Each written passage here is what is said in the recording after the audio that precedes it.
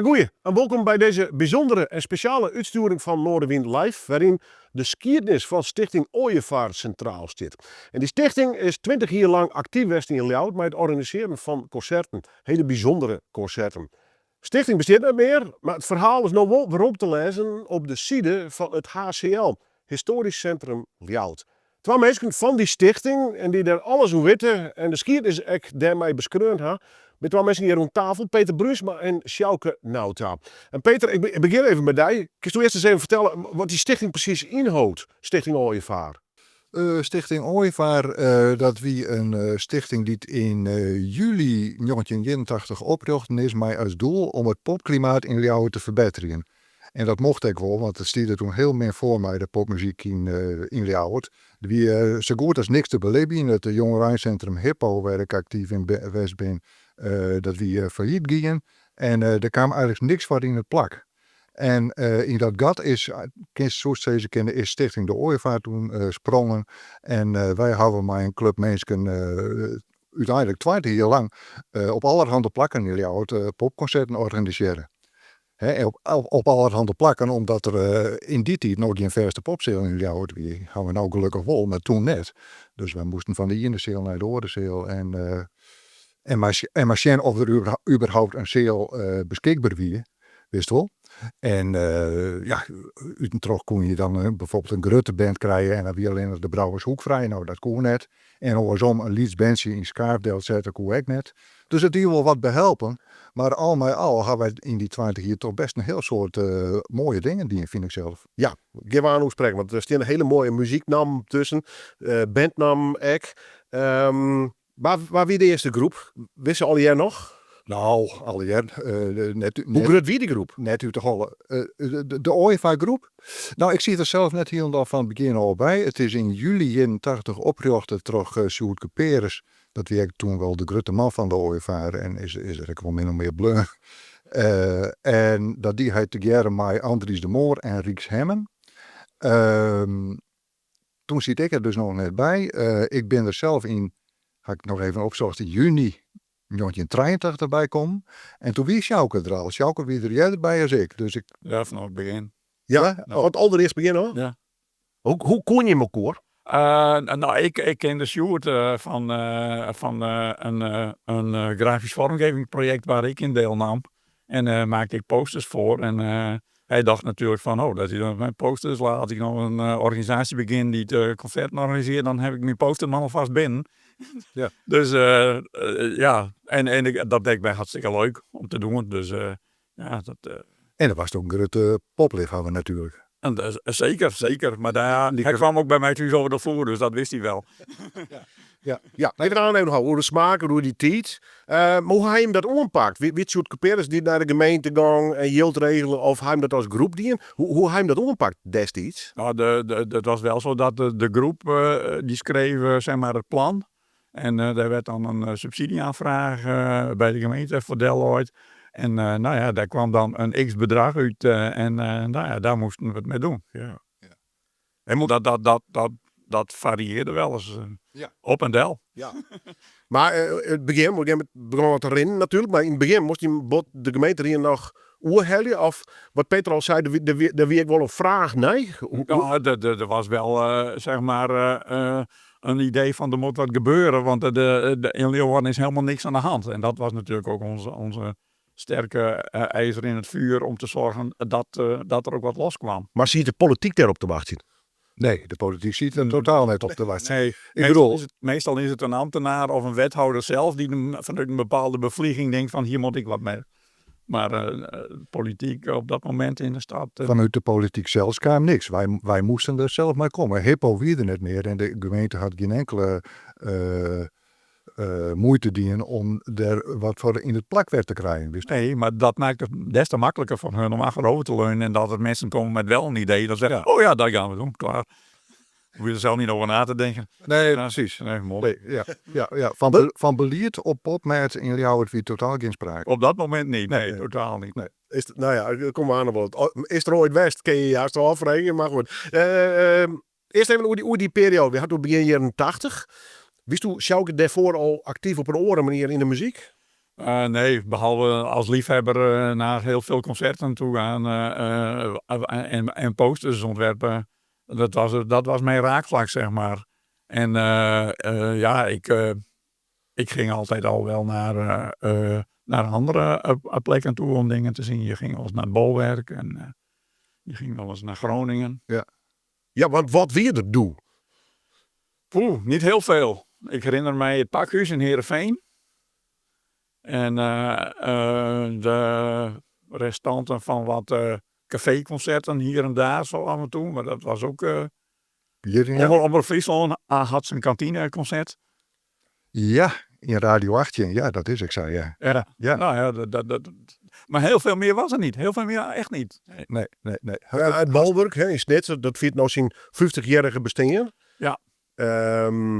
Maar de frambus daarheen, hoe ging dat? Nee, ja, maar dat met de trein, hè. Oh, met de trein natuurlijk, ja. Ja. En jou weer, wat voor stad wil jou? Ik kwam uit een dorp, dus voor mij was het al heel wat, want ik kwam uit Sint-Anne. Dus ik ben hier in 77 komen wonen en toen was midden in de punkhozen. Dus ik vond het geweldig. Dus overal wat... in de uitloop van Hippo waren er in die tuin nog wel eens wat punkbands die daar speelden. En verder ging ik naar Amsterdam of naar Groningen om daar dingen te zien. Sterrenbos was toen zo'n ding. Ja, ja. Dus dat was... ik vond dat wel hartstikke spannend. En wat er verder in Leeuwarden wel of niet gebeurde, dat interesseerde me eigenlijk helemaal niet. Nog zo naar de Ode dan?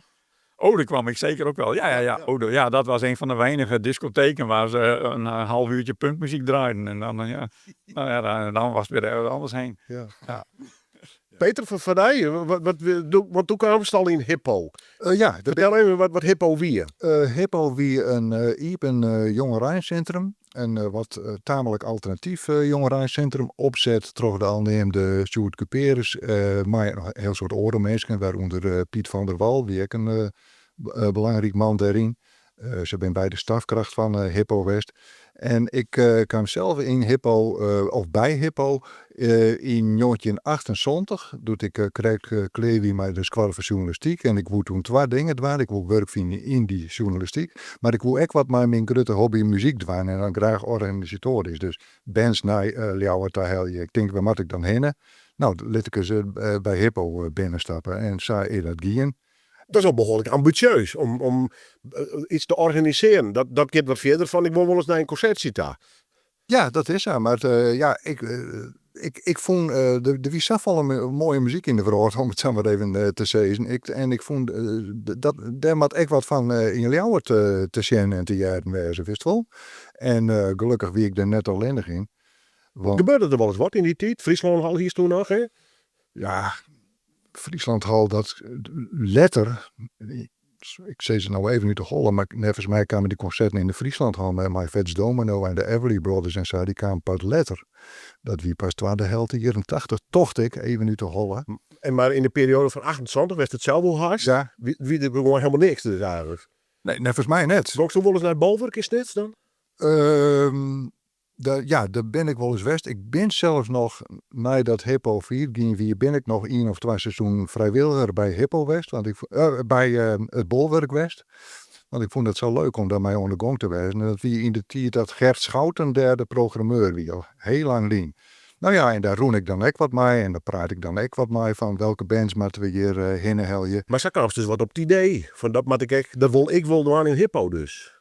Nee, eigenlijk nee, dat wie oorsom. Want ik ben eerst in Hippo actief geweest. En dat wie in een periode in Hippo dat het net zo makkelijk roem. Want toch klachten hoe loerds, hoe lijst wie de muziekvergunning inlutsen. Er mocht haast niks, alleen nog akoestische muziek. Dus ik ben toen, in die tijd ben ik vooral dwaande west met programmeren, met overmeesken van folkconcerten. En eerst zie ik helemaal net in die wereld, ik zie het meer in de popwereld, maar uiteindelijk raad je daar dan ook in thuis. En dat vond ik trouwens ook, zie ik hele mooie muziek bij. En ben ik heel blij wel dat ik dat die heb. Maar wat misschien nog wel mooier wie in Hippo, dat we in Jochen Zondag tijdelijk popconcerten in de beurs organiseren konden. En dan de universiteit zit, hè? Ja, inderdaad, Campus Friesland van de Rijksuniversiteit Groningen. En daar hebben we toen een jaar hier, de langer Wiertek net, hadden we hele leuke, zeker voor jou, hele goede concerten. Dat zet van goede bands, vooral uit het nederpop-circuit. Neem eens een peer. Herman Brood, Sweet the Buster, Golden Earring, Kajak, Masada en ik wel een peer Boetelonse ex-Fairport Convention, dat toen een Oorskies tournee die, maar dat bleek de letter helemaal geen Oorski te werden, want al gauw gingen ze weer terug. En nou ja, dat soort dingen. Heel leuk om te doen. Wie ik echt een enorme belangstelling voor. Honderden mensen die erop aankwamen. En dus het is wel duidelijk dat verlet in Ljouwen te wel weer. Best moeten naar die concerten West in de beurs? Nee, als raspunker interesseerde mij dat zeer matig. Wie daar een beetje te mainstream hoor. Dat ging maar langs mij heen, Ja. zeg maar een beetje. Zelfs Herman Brood. Ja, Herman Brood vond ik ook niks. Ah, mooi hè? Ja. Nee, maar het mooie van de ooievaar is dat het is een soort veelkoppig monster met heel veel mensen, met heel veel inbreng. Nou ja, als toen zo eigenzinnig was. En toen had je het weer toch dus field. Ja, dat klopt, want er waren wel meer van die eigenzinnige typen die daar rondhubbelden. Pascal Plantinga en Sietse van Essen en dat soort mannen. Rinus Ja, Buisma. daar voelde ik mij ontzettend bij thuis. Dus maar aan de andere kant waren er ook mensen die zeg maar gewoon meer voor de brede sport gingen. En die daar zeg maar hun ei in kwijt konden. En dat kon allemaal onder hetzelfde dak van de ooievaar. Dat was het mooie. Dat was een soort, die vergaderingen waren dan wel eens wat intens soms.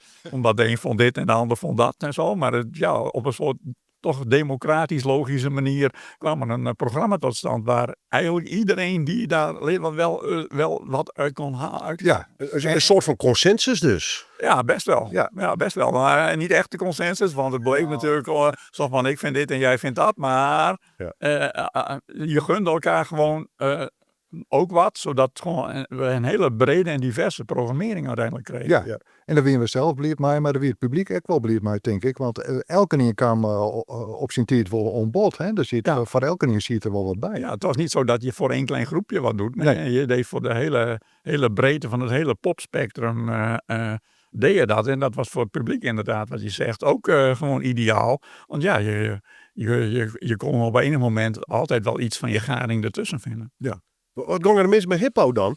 Want ZTM, publieke belangstelling, weer er genoeg. Ja, maar dat wie dan voor die concerten in de Hippo Rockbeurs, dat die in de beurs, hè, dat koert net in Hippo, daar wie die bands te grut voor. En maar Hippo, dat speelt dan toch, dat koer ik net oors, want er begin dan een grote sale, dat neemde we grote sale, maar er komen maar 200 mensen in. Ja. En dus daar kon je alleen nog maar vrij liedskalige dingen doen. Maar ja, het roen net goed bij Hippo. Er kwamen financiële problemen. Er kwam echt strijd tussen de mensen zelf. De geluidsproblematiek natuurlijk. En de loodsproblematiek inderdaad. Het ongelooflijke is dat het jongerencentrum Hippo de Delzet is. Eerst hoe heet dat nou? Nee, sorry hoor. Ik ben er even helemaal op. Maar ze trainen om schuur. Nou ja, goed, maar... Daar kwamen klachten over loodsoorlest. Ja. En dat is net zo vreemd, want die... hoe heet dat nou? Dat was het eerste wat er uitbezuinigd wordt uit het plan. Was gewoon de isolatie, zeg maar. Dat werd zocht ik. Ja, mooi. Bij deze. Sorry. Nee. No problem. Dus er weer geen loodsisolatie. En bij wat huddere bands kwamen er dan klachten van mensen die er in de buurt waren. Net zo vreemd natuurlijk. Nou, muziekvergunning in Lutsen.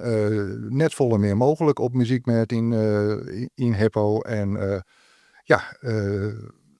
wat verschillen van inzicht in van bepaalde groepen die te kwamen. En er is nog wel een plan geweest over een herbouw of een verbouwing van Hippo.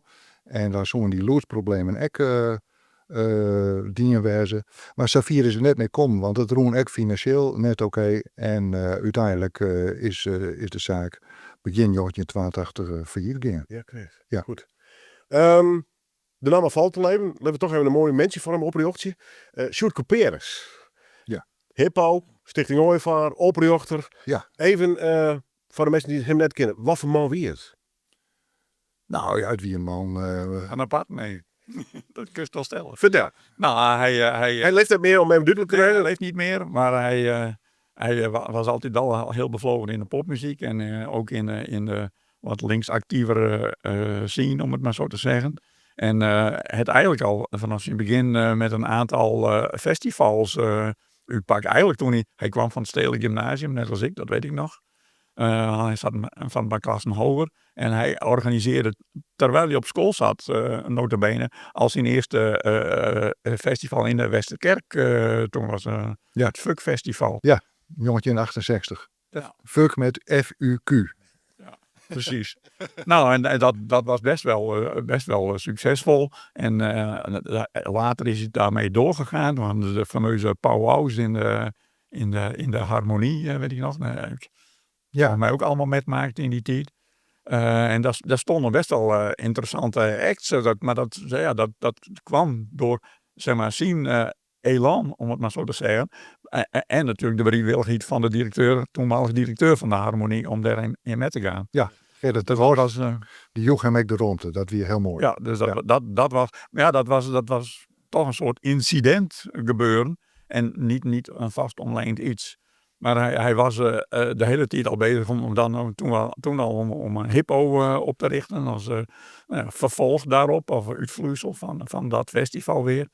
En toen dat op zijn eind liep, toen had hij toch het idee van, dan gaan we gewoon losse concerten in de stad organiseren. Onder de naam De Ooievaar. Ja. Maar een energiek man, een echte organisator, puur zo. Ja, en ook een beetje een autist had ik het idee, want hij deed echt gewoon wat hem zelf uitkwam, zo'n beetje. Ja. Maar hij kon wel aardig praten natuurlijk, dat wel. Hij was wel een beetje iemand die je kon overtuigen van een interessant idee of zo. Ja. Dus dat vond ik altijd wel mooi aan hem. Ja, en was toch zelfs hij die wat er woel. Dat is tot op zekere hoogte wel wier. Maar ik moet wel zeggen, binnen de Ooievaar voegde hij hem wel bij de rest. Hij wist wel donders goed dat hij iedereen nodig had. Ja, ik bedoel, en het is ook net zo wat mensen soms willen stinken, dat Sjoerd het hele programma bepaalde. Nee, dat dienen we maar elkaar. Ja, dat was een democratisch gebeuren. Ja, absoluut. Ja, dus dat is wel even ten voordele van Sjoerd. Ja, maar anders dan had ik mij daar ook nooit zo... Ik had mij daar nooit thuis gevoeld als dat op een top-down manier, zeg maar, gedaan was. Met één programmeur die bepaalt wat er gebeurt. Ja, dan kun je mij wel doorstrepen, want daar heb ik geen zin in. Ja, de groeten. Mooi man. En waar had hij naam betocht eigenlijk? Weet je hem dat? De naam kwam voort uit een reactie op een festival wat Piet van der Wal in die tijd soort zien tegenstreven toch een beetje. Onder de naam De Frosk op een Froskenpol wou organiseren. Waar wel geld voor kwam, maar wat toen uiteindelijk niet is doorgegaan. Ja, er kwam net de nog geld. Er is een grote subsidie van het ministerie van CRM, wat er toen nog weer, dat ging net terug. Ja. En daardoor is dat festival ook net terug in. Maar goed. Maar dat, dus de naam De Ooievaar en De Frosk, dat zei het al genoeg natuurlijk. Ja. Ja, ik voor dit beest. De Ooievaar die de Frosk opieet, nou? Ja, nee, hoor. Dus, ja. Maar kon iedereen daar humor van in zien? Of zit er best wel een serieus ondertoontje bij? Want... Nou, iedereen bij De Ooievaar wel. Ja. Ik weet net hoe leuk Piet van der Wal het vond, maar dat interesseerde verder niemand. Nee. Nou, u net. Nee. Maar ja, was wel een shorst is dat er 2 organisaties ben ik ook wel opvreden, omdat er bijvoorbeeld vanuit de gemeente maar heel weinig geld in pompt wordt. En dan ben je zo aan het loeken een bonker, zeg maar. En dan kan het wel heel vervelend soms worden. Dus hij heeft les van elkaar horen in dat opzicht. Maar eens even... Nou, de gemeente is meestal net maar een bak geld klaar, maar al te vol geld. Dus die wat er al is, maar het verdeeld worden. En dat kan natuurlijk een enorme competitiedrang opleveren. Hè? Ja, maar dat... Hij heeft daar les van horen, of net? Nou, in het begin zeker net. Want Stichting Frost doet die de boel net rondkrijgen. Maar dat festival in de Froskenpol, toen had hij zelf ook opheven. En toen hingen wij... toen hing hem de handen vrij dus. Maar Piet van Gaal ging veel meer de politieke kant op en Sjoerd meer de culturele kant. Dus uiteindelijk botste dat helemaal. Ja, maar goed, het kind 2 kampen worden, die elkaar dat tent uitvechten. Nou ja, dat wie binnen Hippo, wie dat wil zijn. Ja. Hè, maar doet 1 keer Hippo er net mee wie en Stichting de Ooievaar op het hoogtewaard, hebben wij geen les van Piet van der Wal hoor. Nee, het is een tijd van vrede toen. Ja. Even mooie concerten. Echt? Ja. En daar gaat het om. Ja, dat gaat om. Doe best iets later in schaals. Wist u de eerste nog, Sjouke? Wat? Het eerste concert? Het eerste concert, dat was eerst een soort testconcert op het Bodenterrein tegenover de Frieslandhal met Bram Vermeulen en de Orde. En in een tent. En dat was eigenlijk een soort SPN, Stichting Popmuziek Nederland, gebeuren. Waar de OEVAR hand- en spandiensten verrichten. Of tenminste de mensen die bij de OEVAR zijn aangesloten. Ja, want dit weer 15 mei 1982. Wat ik wel aardig vond, dat lees ik waarom. Dat na de pauze spelen door de OEVAR uitgenodigde regionale muzikanten mee. Peter Seiminga, toetsen. Phil Mills, gitaar en Herman de Vries. Ja. Dus dat wie hem deel. Ja. Wist u er wel of net al bij toen? Nee, ik ben er in 83 bij gekomen. Nee. Ik weet je wel van. Ja. En ik denk, ik leeuw dat ik erbij was. Hè. Peter Seiminga, Dag wel kaaltje met de Het mooie van de OEVAR sowieso vond ik ook dat er altijd ruimte was in een voorprogramma Friese acts te doen. En dat was natuurlijk sowieso een mooie basis om ook gewoon lokaal publiek meer weer aan je te binden. Omdat die hebben natuurlijk ook eigen following. Ja. Maar aan de andere kant bied je die acts ook ruimte om te groeien en op een leuke plek in een programma te staan. Nou, uiteindelijk is dat in mijn geval, ik belandde later bij Stichting Friesland Pop. Dus dat vond ik dat wel een hele mooie instrooier, om het maar zo te zeggen. Ja. Ik neem de naam al even. Wie is een bestaande band? Weet je hem dat toevallig? Met Peter en Phil Mills? Nee, absoluut niet. Nee. Ik moet Sjouke even onvullen. Hij hier het al over Bram Vermeulen en de Orde. Het wie een gearworking tussen Bram Vermeulen en de toekomst. En Doe Maar. En die nemen haar maar zijn beiden de Orde. En waarvan Doe Maar zie je dan in die groep dan? Dat is wie opmerkelijk. Dat wie toen al de meest bekende bezetting. Henny Vriend en Sier toen al in de band. Maar hij wie er hier net bij, omdat er zie ik weer. Dus dat wie was spietig. Ja. Ja, maar verder wie het de verste Doe Maar clan in de meest populaire bezetting, nevens mij. En wie zij doen al heel grut? Nee, volgens mij nog net, hè? Nog net zo heel groot, nee, dat zie je er wel om te komen. Maar als zij al heel groot was hier, dan hier er echt vast meer mensen op ook om als de 400 ook van nou. Ja. En dan denk ik net dat ze nog te keren met Bram Vermeulen in de toekomst op paard gaan weer. Dan hier ze dat wel op eigen man en boord in, wist wel. Dus ik denk dat zij ziet een hele grote doorbraak on. Ja, dat was er vlak voor. Ja. Al jaartje zo'n beetje. Ja. Ja. Maar het was leuk om die man ook op het podium gehad te hebben. Wat wie niet in functie? Wat, mijn functie? Ja, wat moet het dan? Ik had daar geen functie. Nee. Ik had de posters, ik maakte de posters op dat moment. Dus op de dij zelf. Ik zat nog niet in het programmeringsteam, dat kwam pas later, zeg maar. Ja. En ik was even van secretaris, dus ik deed gewoon achter de schermen de dingen. Ja. Ik was toen niet bij de optredens zelf actief. En aangezien dit ook niet echt mijn cup of tea was ik er ook niet bij. Nou ja, ik vond dat vreemd in orde. Ja, daarin is een circuscentrum. Maar doe iets lekker thuis. Dus. Ja. Ja, nee, maar even, om het even te plaatsen. Dat vind ik hartstikke leuk. Ja, grappig. Ja. We doen best wel bij West. Nee, voor mij wel. Ik ken me net heel... Nee, serieus. Ik ben er net helemaal wist van. Maar het maakt juist wel. Want als er dan is wat er en wie in die auto pop met. En wie ik er meestal wel bij. Dus ja. Maar ik weet het net zeker. Welk concert kist u als eerste herinneren? Nou, wat ik me zeker wel herinner, dat is het concert wat daarna kwam. Dat we alweer een paar maanden later. Want we konden toen nog net al te volle dwaan. Hier nog net zo volle geld. Maar in oktober, wie het dan zo 15 oktober, dat het eerste echte eigen OEVAR-concert gehouden werd. In Theater aan het Water, wat toen nog onderdeel was van de Harmonie. Maar een dubbelconcert van Jan Rot en Velofsky. En eerst trad Velofsky op en na je kwam dan Jan Rot en die waren begeleid. Trok de jendere begeleidings van Bram Vermeulen. Er zit onder andere Jan de Honting, bekende gitarist. En er was ook nog een louter voorprogramma. Daar kan ik me dus helemaal niks van herinneren. Maar dat heette Lipstick. Hebben we er daarna ik net vol meer van jet nevens mij. Maar dat is de eerste keer dat ik of tenminste werk van Wit, dat ik erbij wie. En ik werkte toen bij Huis aan Huis hier in Ljouwert. En ik weet nog wel dat de man van de OEVAR bij mij deel kwam voor een stukje daarin, over dit concert. En ik zie er helemaal achter. Dus ik ga dat een heel mooi plak in de kranten, jong. Ja. Wist je nog waar bij die del kwam? Nou, daar moet Sjoerd bij best houden. Ja. Maar verder weet ik het niet meer. Nee, correct. Nee. Nee, dat sliet dan toch. Hè. Ja, nee, ik denk alles wat we aan kennis nog krijgen, dat zit je natuurlijk ook in. Ja. In het hele verhaal wat op HCL presenteren is. Maar goed, daar hebben we het ook over. Ooievaar, begin jaren 80. Ik ben toch eens een keer, wat versterkt wil jou? Jou had een vrij rauwe, roege tijd aan, hè?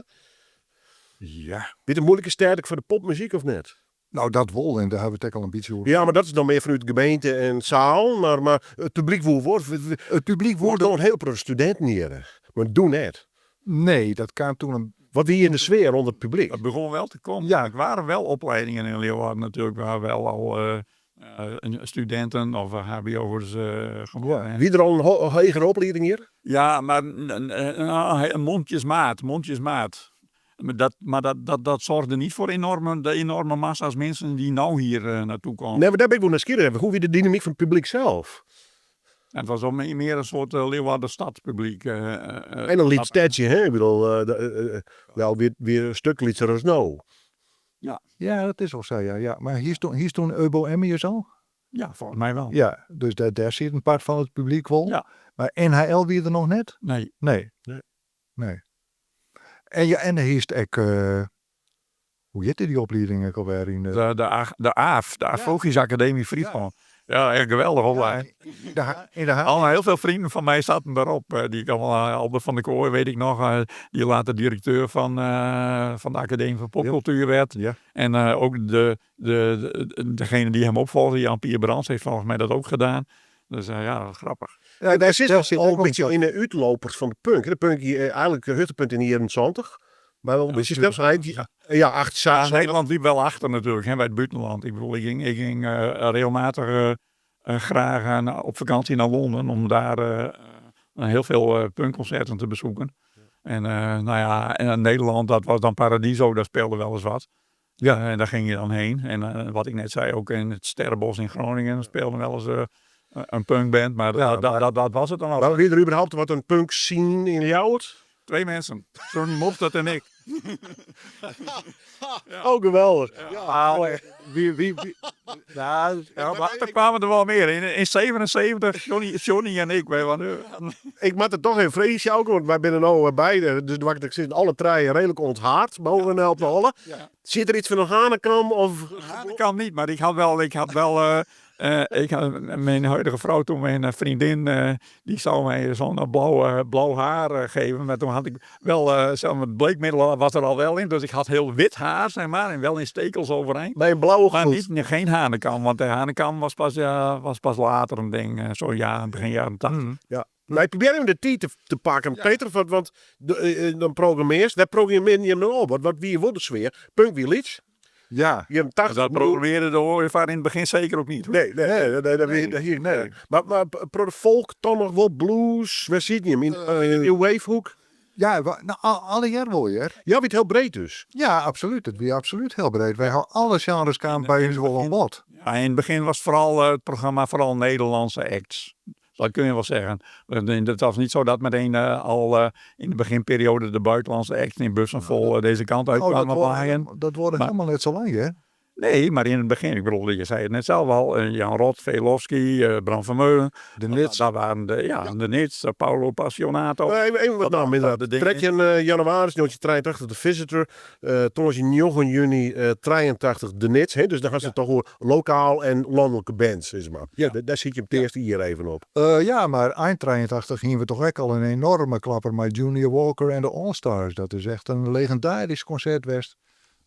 Nee, absoluut. Ja. Maar hoe wordt dat... Ja, dat kwam toen op gang. En toen dat 1 keer geweest was, toen kwamen daarna wel meer buitenlandse acts. Ook hield hij meer ook op. omdat Saal Schaaf natuurlijk daar een prima locatie voor was. Ja. En in Theater aan het Water hadden we vooral meestal toch al de Nederlandse en de lokale dingen. Vertel even, wat voor theater wie dat? Ja. Waar zie je het? Ja, het wie dus... Waar nou de ingang van de harmonie is. Ja, het is onderdeel van de harmonie. En het is wel heel apart eigenlijk, want het personeel dat daar werken, dat wie echt theater, wie echt op een theaterpubliek richten, wist wel. En die mensen die dan achter de bar staan en zo, die hier keurig. Netjes in colbertjes. Ja, dus in die zin hangt daar helemaal geen popsfeer. Maar ja, goed, wij wij gingen net zo vol elkaar, dus wij moesten echt wel gebruik maken van die sale. Ja, al lang Maar dat niet. maakt het ook wel maf natuurlijk. Ik bedoel, dat je gewoon allemaal van het poppubliek hebt en daar staan van die toch wel enigszins opgedirkte typen je te bedienen. Dat maakt er wel een Ja, behoorlijk iets. Relatief liedje zaal dus. Nou nee, er kon wel een 300-400 man in. jawel. Ja, en die wien er ook wel. Maar als je bijvoorbeeld naar Junior Walker shows, er ben 800 man best, lees ik. Ja, Dat wie eigenlijk te grut voor deze zaal. dat kon net in theater. Dat bedoel ik. En dus wie Sade Schaafder. Ja, gelukkig wel. Nee, Sade Schaafder, wie je is nog een podium, kunnen we toe haar. Maar natuurlijk een hele oude zaal. Ik denk hier van de oudste van Nederland. Ja, is keer 100 jaar oud. Ja, precies, ja. Ja, mooi, maar met een slecht geluid. Ja. Ja, hou maar op. Ik had er ooit de Motorhead zien, toen ben ik eruit gegaan. Dit is nooit wel clear.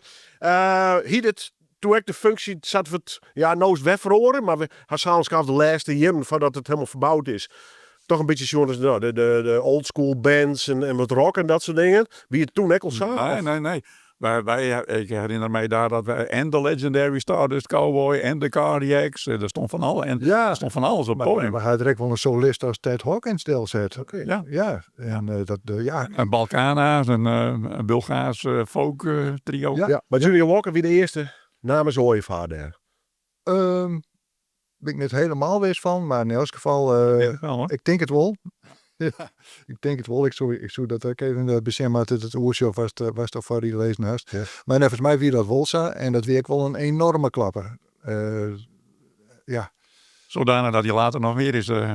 Ja. Later hij zou in 84 al werk komen. Dat wie toen net trof, want toen werd de hele tournee oorlast. Want toen ging er ruzie met zijn bed.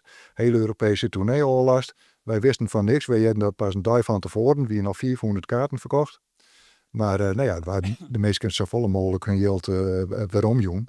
Dat die 84 doet het net terug in. Maar gelukkig in 87, 3 januari, toen kwam Junior Walker voor een tweede keer in wel. Voor een heel volle sale. De eerste keer wie Blues Connection in het VAR-programma, weet ik nog wel. En de tweede keer bent hij direct heel goed bijpaste toen wie Garafunk het VAR-programma bij Junior Walker. Ja, over Theater aan het Water. Daar hebben we tot 91 komen we daar terecht. Oké. Ja, toen dat was het laatste. En ik zei net van vooral Nederlandse dingen, maar daar hebben we natuurlijk ook wel best wel interessante buitenlandse namen. De Gun Club daar speelt en Ja Wobbel en DRI. Dus daar stond dan ook eigenlijk wel van alles door elkaar heen. Ja. Wat verzamelde hier hem nog meer in die eerste 3-4 jaar, zeg maar? Ja. Ging je met Broeder Smaak of net? Sade Schaaf dus, Theater aan het Water hierst. Brouwershoek. Brouwershoek, wie er doe al? Ja, die wie er al. Maar kijk, voor de mensen die er kennen, we jou een soort kroegzaal, hè? Boppen de kroeg, letterlijk. Muziekcafé. Lieds. Maar wel heel wichtig voor ons. Dan konden wij Liedse bandjes deel zetten. Liek als Claw Boys Claw, wat toen nog een Liedse band wie. Die gingen wij in 84 al in de Brouwershoek staan voor 210 mensen. Ongelooflijk dat die er al hierin pasten, maar dat dienen we gewoon. Maar de brandweer ook net. Nee, dat weer waarschijnlijk officieel net tast hier. Maar ja, leuk zijn wij dus net zo vol van ons. En hier nog meer keuzemogelijkheden.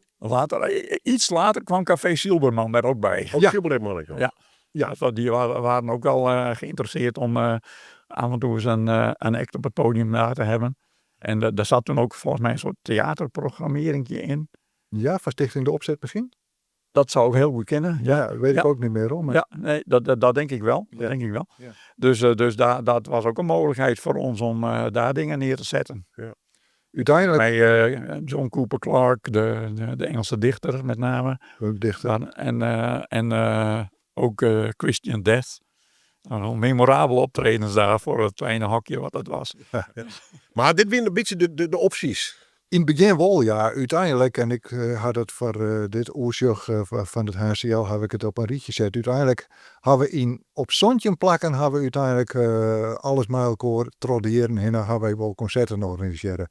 Maar de stelen die we nou correct neemt hebben, dat we inderdaad in de beginjaren vooral, waar we dan te lonen komen. De regelmatige podia. Ja. We hadden namelijk ook wel zo'n uitzondering. Ik herinner me ook dat we bijvoorbeeld in het kunststation in de kanselarij Ali Farka Touré hebben laten spelen. Ergens achteraf. Dat was ook wel een doolhof om er überhaupt bij te komen. Maar dat was wel, dat soort plekken gebruiken we ook. Ja. En later, in de latere periode van de OEVA kwam natuurlijk de Westerkerk / Romein in beeld als toch de regelmatige plek waar geprogrammeerd. Ja, daar ben vooral de letterheren hadden we daar een heel soort in. Toen zitten we daar vooral. Ja, Ja. op het laatst eigenlijk alleen maar. Zeg maar zo. Maar ja, min of meer. Ja. Nee, maar daartussendoor ook. En in de tussenperiode weet ik nog wel dat op een gegeven moment ook het animo kwam om echt grotere dingen te doen. En toen was de Bouwhof ineens ook een locatie. Ja, want het eerste ding wat er daar deed was Herman Brood. En dat was dermate goed bezocht dat met name een deel van de ooievaart heel erg erop uit was om juist daar echt heel succesvolle grote dingen te gaan doen. En dat hadden we die. Ja, Trouwens, dat Herman Brood concert wie ik nog wel memorabel, hè? ja, hij donderde van het podium, bracht zijn been. Nou, Ja. hoera. Brood naar het ziekenhuis. Maar de taxi leuk, maar uiteindelijk markeerde hem niks. Oh. Maar het concert weer dus wel jij erom, want ja, meneer viel van het podium. 3 keer raden hoe dat kwam, maar Je weet het niet. nee. Maar de Bouwhof, daar hadden we geweldige dingen die totdat de echt niet meer kon, omdat toen in die zeil hier, die waren toen... Ja, die ging ineens omhoog. Ja. En niet zo'n beetje ook. nee, Dus maar, ja, dan kon het niet meer uit. maar voor die tijd hadden we daar bijvoorbeeld ook John Mayall en de Bluesbreakers gewoon. Dat is het allerbeste concert ooit was wat de Ooievaar organiseren had, met 1334 mensen.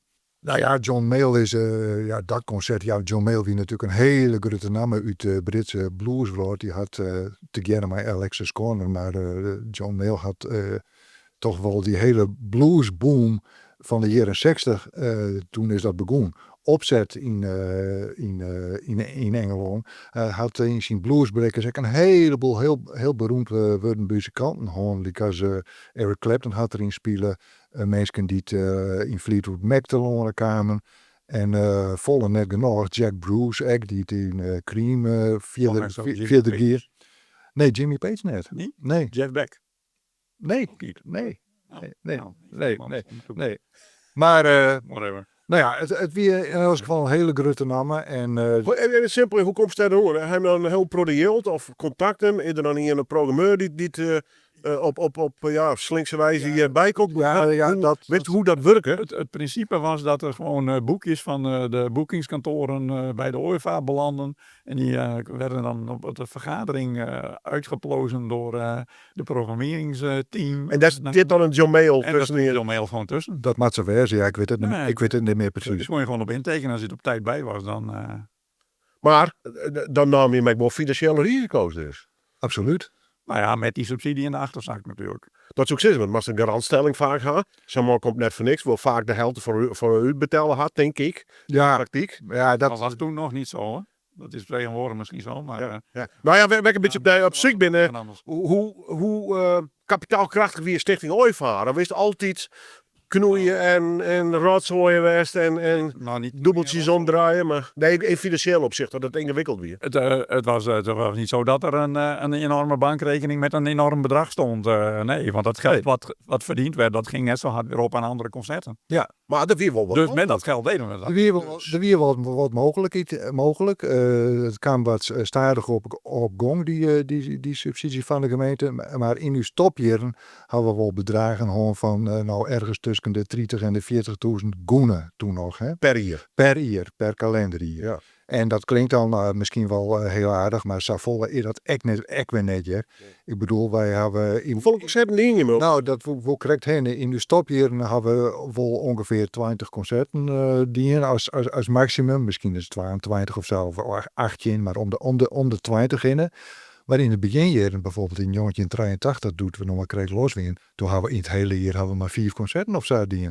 En meer wie ik net mogelijk, want hier werd geld net voor. Wij moesten gewoon goed draaien om meer doen te kunnen. Ja. Zo simpel is het. Een soort sparpot-principes is maar. Ja. Hey, je hoort wat met die ene concert door en dan kun je weer onder een oren besteden. Zo kun je Ja, zo. altijd groeit. Ja. Ik financieel steeds grotere risico's nemen. Ja, we hadden ook wel Kijk, het mooie was natuurlijk wel van...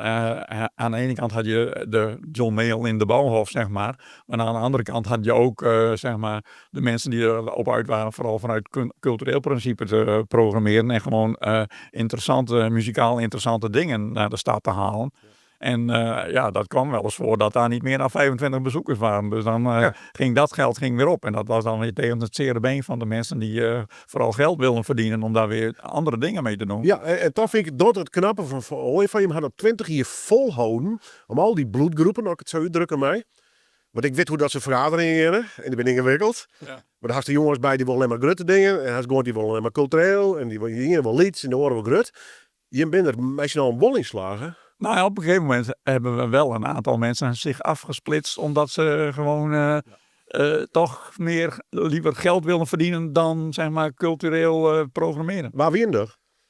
Dat wie een Harry Muis als voornaamste persoon. En die naam Iets van der Zee, Maya vanuit de Ooievaar. En die bent te jaren toen 40 jaar. Maar hun stichting Het Podium. Stichting Het Podium, ja. Waren dat voor de automatisch concurrenten of net? Nou, in zekere zin wel, want wij visken vanzelfs in dezelfde vierver. Ja. Nou, in mijn perspectief dus niet. Okay. De bloedgroep gewoon die erop uit was om geld te verdienen met mainstream concerten. Ja, dat was in mijn universum was dat niet zo belangrijk. Nee. Het ging er mij vooral om echt spannende, leuke en interessante dingen naar de stad te halen. Dus dat deden zij toch niet. Nee, maar die zij het op een andere manier dan? Ja, zij dienen het inderdaad op een andere manier. Vrij voorspelbaar en... Ik weet nog wel, Stichting Het Podium halen alle heren weer, halen ze de dijk naar Ljouwert. Nou, die stien dan weer in Zeelandskaaf. Wij hebben de dijk echt één keer in 1990. En nee, volgens mij één keer. Er staat 2 keer in de lijst. Foutje in de lijst. En nou... Kan ik me net vaststellen, maar in elk geval. Wij hadden dan Ian en Tjauke zei 2 keer echt de dijk dienen. En dan tochten we verder. Ja, nou... En nou gaan we weer verder. En nou gaan we weer verder. Ja. Wist wel? Ja. Maar van die ouders, ik moet zeggen, van nou, het is een succes in Leiden. Ja, dat zijn gewoon 2 verschillende opvattingen. En die zijn allebei te verdedigen, hoor, daar niet van. Ik bedoel alleen, tot die tijd, zeg maar, konden we goed met elkaar. En op een gegeven moment gooit iemand dan de knuppel in het hoenderhok. En dan moeten er keuzes gemaakt worden. En dan valt een stemming ten nadele van iemand uit. En dan is het een scheiding. Ja. De geesten. Ja, dat is creatief. Maar had het je mooi in de wijs zitten of net? Nou, ik vond het wel spietig. Want er staan dan op een gegeven moment 2 stichtingen bij de gemeente voor wel een patiënt van hem gaan. Denk ik of niet? Nee, maar zij programmeren zonder subsidie. Ja. Wat ik wel weer knap vind, moet ik eerlijk zeggen. Nee, dat is hartstikke goed. Ja, nou, en dus moet elke keer de dijk doen om Jill te verteren. Nee, ja, precies. Ja. En wederom, ik denk dan van, wat voegt dat toe, weet je wel. Ik bedoel, dan heb je elk jaar 1 of 2 keer de dijk in. Ik vind wel dat de stichting... Ik vind wel dat het podium daar een beetje te kwart mee was. Zij hebben echt best wel... Ja, natuurlijk. Ze hebben Motorhead gedaan. Goeie concert. Zoals Wil net zei. Ja. Waar die met pieper heel blied mij. En dan wie het zelf mij passeren. Maar daar kon de organisatie niks aan doen. Wie mij zelf te loot. Net te leeuwen, hè? Ja, dat was echt niet meer te doen. Nee. We hitten hoe locaties. Oké, er komen horen stichtingen bij. Even naar de eerste keer. Maar die feesttent. Ja. Bij de Visseldhal, dat wie een oor initiatief. En ik weet dat de Cure had ik eens een keer in de feesttent te spelen. Maar daar hier de Ooievaar niks mee te krijgen. Hier de Ooievaar niks mee te krijgen. Nee. Dat wie Fred Zijlstra, die ik actief had in het Bolwerk, volgens mij als programmeur, dat die hele tour van de Cure toen. Ja. Daar zie je nog helemaal boeten. Volgens mij, dat wie toch in 81 of zo. En toen wie de Ooievaar misschien krijgt wel of krijgt net. Maar toen we nog net zoveel dat we al concerten organiseerden. Nee, want ik heb de Cure volgens mij het jaar, of 1 of 2 jaar daarvoor in het Pakhuis in Heerenveen zien. Dat was toen tijdens hun debuutalbumtour. En die was dermate succesvol en het album vloog ook zo aan dat ze daardoor gedacht hebben, we gaan dit ook doen. Dus en toen kwamen ze ook naar Leeuwarden. Dus ik moet toch even wat namen. Bij zo'n verhaal als dit. Ik pik er een keer uit. Rory Gallagher. Ja. Bijzonder dat we die West hadden. In 93 voor de eerste keer en januari 94 nog een keer. Waar ging je mee? De eerste keer wie in Zeelandskaaf, 3 september 1993. En dat was een goed concert. Succesvol ook. Heel soort publiek dat erbij wie. Zonder vakprogramma weet ik nog wel. En iets van oren je letter kon we hem nog een keer krijgen. En dat hebben we toen echt dien. Want wij dienen ook wel eens dingen 2 keer hier. Kon ik net te volle oorjaan op Stichting het Podium. Maar dat wie toen in januari 84 in Harmonie. Net meer theater aan het water, maar Harmonie. En ja, dat is van zijn allerlaatste concerten geweest. Net het laatste leuk, hè? Nee, net Nee, helemaal. dat is heel vaak in dat zijn, maar dat is net zo. Nee, leuk, dat hè? is net zo. Hij had daarna nog 1 of 2 keer. Weer echt op zijn eind. Ja, hij weer echt op zijn aan. Ja, het wie net een best concert. En hij heeft direct wat jij ermee opgehouden. Dat is de bedoeling weer eigenlijk. Hij kon gewoon net meer. Hij, Wie dit nou zo'n artiest werd, die had even Hutte van begin te tikken of net? ja, in zekere zin wel. Ik bedoel, ik ga met een jongetje in 80 zoen. Toen speelde er op het veemarktterrein in Snits. En toen werd het formidabel. En ja, hij speelde altijd urenlang, hè, in principe. En mijn enorme inzet, zweet en misschien ook wel tranen. En ja, dat voor mij had dat wel wat. Ik denk dat Sjouke er minder enthousiast door is. Maar oké, ik vond dat oké. Maar ja, ik weet nog wel dat hij in 93 in zijn kaaf stier. Toen wie het concert oorroen en hij wie helemaal uit de lieken. En toen dacht ik al, dit gaat net echt goed met deze man. Dus toch, hij zweet als een oordrager en hij wie helemaal op. En nou ja, de oorlijke letter in Harmonie. Toen ik wel blikken dat het echt net goed met hem ging. En werden je letter in juni 94 is er volgens mij verstoren naar complicaties, naar een levertransplantatie. Ja, hij wie echt naar de kloot om het paar Ja, te zitten. ja. Sjouke, de UK Subs. Ja? Dat Matthij Blied maken had. Oh, niet meer. Zo. Nee? Nee, Joepes, dat was toen al een afgelepperde. Dit is een inkoppertje, maar Nee. Nee, ja, kijk, ik vond de punk in het begin hartstikke leuk. Maar met dat die muziek zich ook ontwikkelde en allerlei andere alternatieve stromingen, huppelde ik daar ook vrolijk mee. Dus ik zat al in heel andere hoeken op dat moment. Dus UK, zo, het was niet zo. Ik was veel gecharmeerd van het feit dat wij met OFA My Bloody Valentine in de Brouwershoek deden. Dat was echt ook een topprestatie van je welste. Want die band was echt gewoon echt in het alternatieve circuit. Was dat echt een topnaam. Het was dan ook stampend vol. Was het ook. En het was een geweldig optreden ook. Dus het was, dat is eigenlijk een van de meest memorabele dingen die ik heb meegemaakt wat de UEFA-concerten waren. En doe Peter? My Bloody Valentine had ik mis nevens mij. Ik wie er meestal wel bij, maar dat ken ik dus niks van herinneren. Ik kan ik om onthoord lezen, maar ik geloof dat ik er gewoon net wie. Ja, wat op mij een heel soort indruk maken had. En dan hebben we het over hele oren dingen. Dat die Towns Van Zandt de eerste keer in de Brouwershoek. Het wie tijdens zijn allereerste tournee terug Nederland. Hij een paar jaar hier in Steenwijk staan of all places.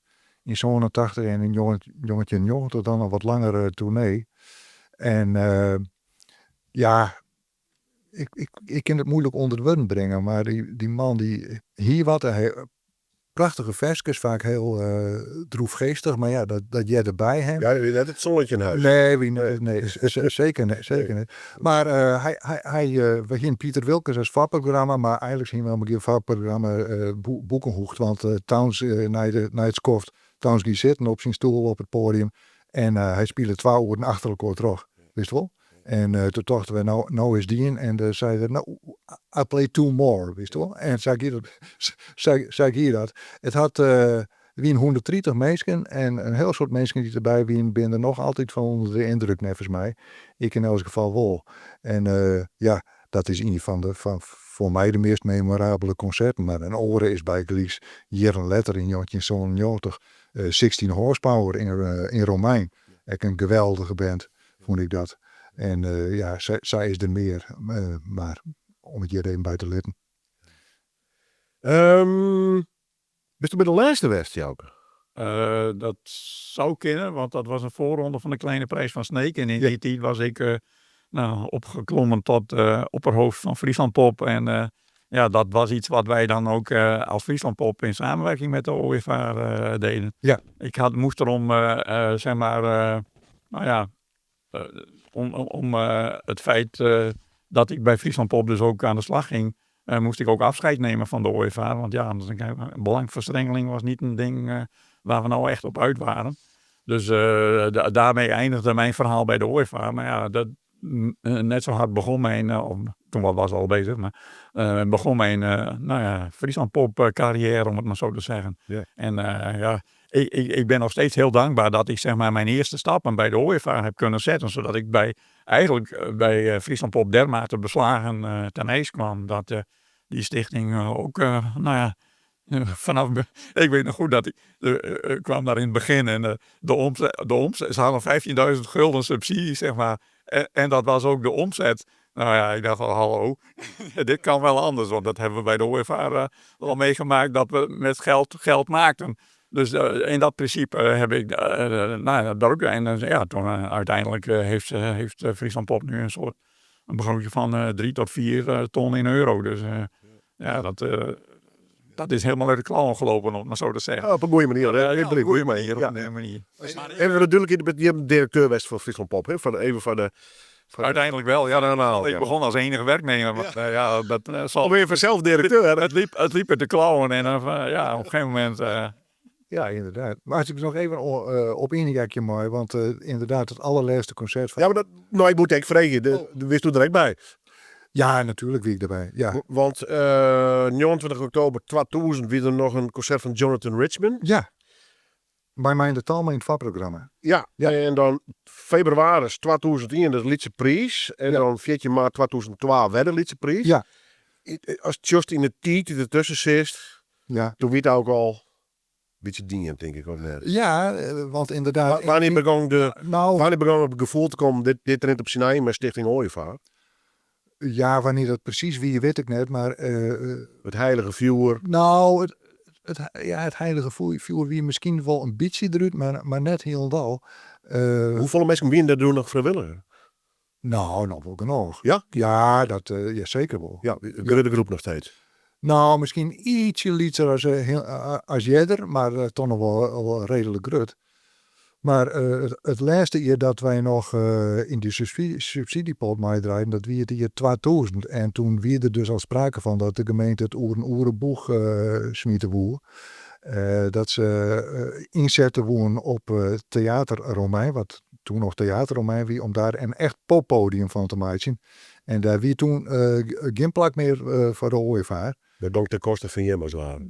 In zekere zin wel, ja. Ja, er kwam toen een programmeur, Michiel Stavast, die moest dan de pop programmeren in Romein. Maar tegelijk zie je de directeur Ed Bouws nog hield die toch dat theateridee vasthouden wil. En dat botste nogal. Ik zie toen zelf in de popprogrammeringsraad, die Michiel Stavast een beetje bijstaan moest, wist wel. Maar ja, wij kwamen er al gauw achter, ja, dit werkt het net. Wie in die zin net maar Ed Bouws geert te werken, die woe toch volle meer onder theaterfest horen. En de pop, ja, de wol erbij, maar net alleen nog maar dat. En toen ben wij, zowel Michiel als uw popprogrammeringsraad is ook al heel gauw opstapt. Ja. En toen had de gemeente toch echt dat poppodium idee terugzet.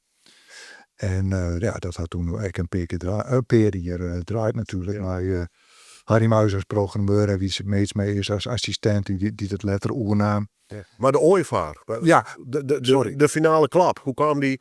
Hoe hem dat dienen? Want de Lietse Prijs is West. Ja, nou ja. Toen, 2012 gaan we het oer. Ja, nou ja. Toen naar de notaris gaan en... Nee, dat is echt wel grappig. Wij gaan nog heel lang aan sliepend bestaan hoorn. Ik weet net of Sjouke dat weet, maar... ik werd door Rudolf Bloem nog een keer benaderd van of ik niet interesse had om de naam van de ooievaar over te kopen. Oké, ja. Want die bestond gewoon nog. Rudolf Bloem wie uw sponghouder en die lus op een stuit onder de bel en dat wie in 2022 of zo, want die hier 20 jaar later, die hier bericht gewoon van de Kamer van Koophandel. Van, ja, die stichting de ooievaar staat nog steeds ingeschreven. Maar dat zou blijven of maar net. Oké, nou... en toen hadden we besloten om het net niet te doen. Maar de ooievaar is deerblad en ik vermorzelen eigenlijk in de plannen van Theater Mijn. Is dat een beetje Of wie het voelde er allemaal Dat is te hard gesteld. Ja. Het is gewoon een soort organische overgang geweest. Waarbij je ziet dat een vrijwillige stichting heel actief is. Heel veel dingen organiseert. Eigenlijk kun je zeggen als een soort voorloper van Asterix of Beatrix, hoe ze nu heten. En ook Neushoorn op dit moment. Ja. Hè, als je ziet wat er allemaal gebeurd is. Dat is gewoon op een organische manier steeds groter gegroeid en professioneler geworden. Waardoor de gemeente uiteindelijk heeft gekozen om een professioneel podium als Neushoorn neer te zetten. Ja. Nou, dat daar zeg maar ook vanuit de breedte sport gedachte geprogrammeerd wordt, maakt nu dat er ook een groep mensen is die zich in Beatrix en daarvoor Asterix daar weer, nou ja, daarnaast nog een soort vanuit het culturele perspectief wil programmeren. Ja. Nou, ook prima. Maar die bloedgroepen, ja, je ziet dat het gewoon, zoals dat bij de ooievaar in de jaren 80 en 90 ging, dat de situatie in principe niet heel erg veranderd is. Zij het dat er een vaste podia zijn gekomen waar dat gebeurt. Ja, en dat is wel een goede zaak, vind ik. En ja, dat is op zich een goede zaak. De situatie nou is wel oké dus. Nou ja, qua programmering vind ik wat de Neushoorn doet, vind ik dat net altijd lieke interessant, maar voor mij wel wat spannender en wat alternatiever. Maar dat er een vast poppodium is, met treien zeelen, als ik het café even mij reken, waar dus verschillende dingen in Delzet worden in. Dat is heel goed. Ja. Persoonlijk ga ik net als in de begin jaren 80 en 70 gewoon weer naar Groningen om leuke dingen te zien in Vera. Ja. Het cirkeltje is weer rond. Ja, het cirkeltje is weer helemaal rond. Want ja, er staat wel een ding en er gebeuren ook wel dingen. Maar vind ik dat per se interessant. Af en toe gebeurt er wel iets. Maar dat zijn dan derden die de dingen. Friesland Pop doet de dingen. Into the Void.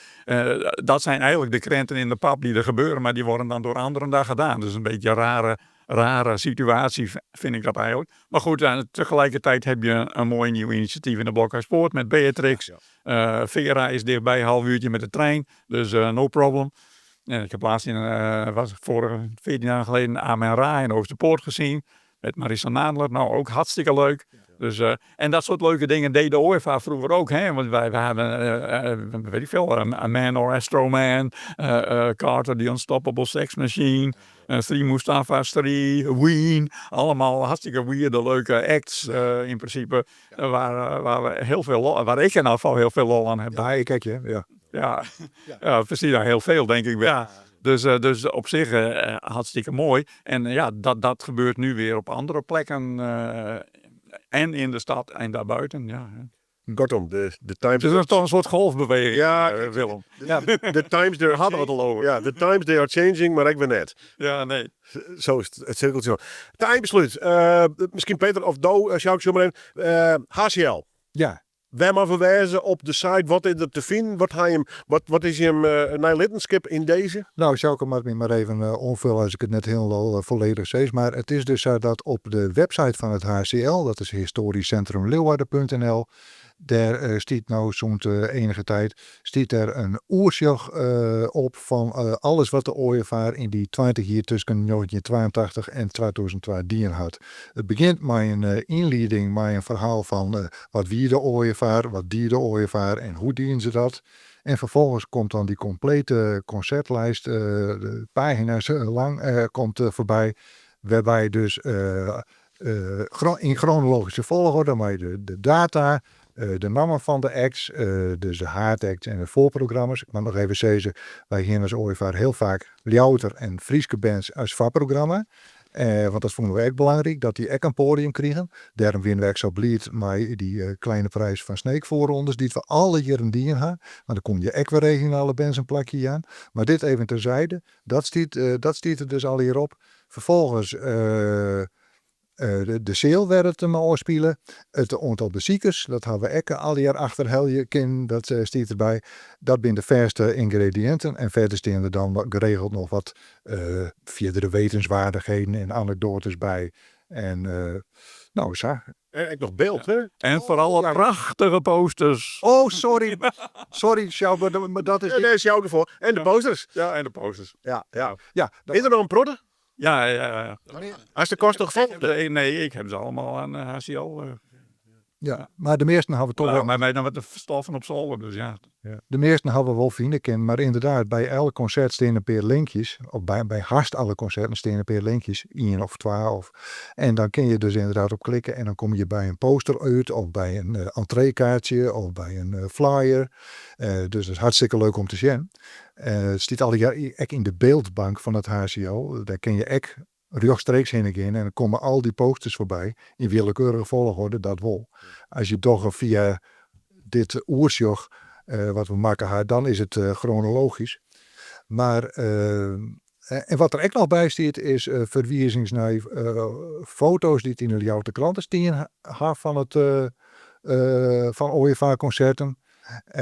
En daar staan de data dan bij en we kunnen meestal dat zelf opzoeken via 2 sites van waar de Ljouwte kranten mij aan is. Dus dan kun je ook nog foto's vinden die destijds in de kranten staan van die OEVA-concerten. Ik denk dat we dan redelijk compleet binnen Sjoke.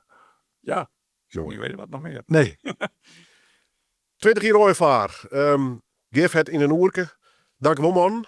Oké. Het zit al hier online en het is weer om te zien. Mijn posters, mijn linken, mijn alle namen. Fantastisch, hè? Ja, en wat een listje. Je lit het dan wat achter. Test Department, Rory Gallagher, The Cardiacs, Bobby Womack. Ze kijkt nog wel even terug in The Gun Club, Johnny Guitar Watson. En zelfs UK Sops. Of hier die hun beste teams doen al hom. Jongens, dank u wel. Sjouk Nauta, Peter Brusema. Dank u wel voor je komst. Draai dingen, dat weet ik Oké. bedanken, ja. Doei.